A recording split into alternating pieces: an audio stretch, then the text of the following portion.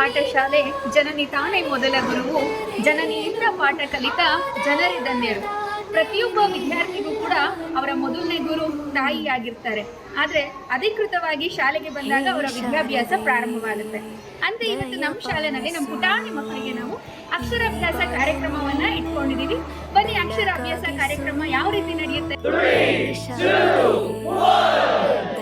ಪಾಲಿಸು ಈ ಬಾಳನು ಬೆಳಕಾಗಿಸು, ನಾಳೆಗಳ ದಾರಿಯಲೇ ನಂಬಿಕೆಯ ನೆಲೆಯಾಗಿರಿಸು, ಮುನ್ನಡೆಸು ಕೈ ಹಿಡಿದು ನಾವಾಡೋ ಪದ ಪದದಲ್ಲೂ ಸಂಚರಿಸು.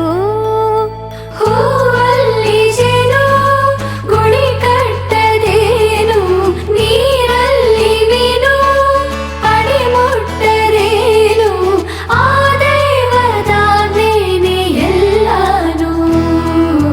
ಹೇ ಶಾರದೆ ದಯ ಪಾಲಿಸು ಈ ಬಾಳನು ಬೆಳಕಾಗಿಸು.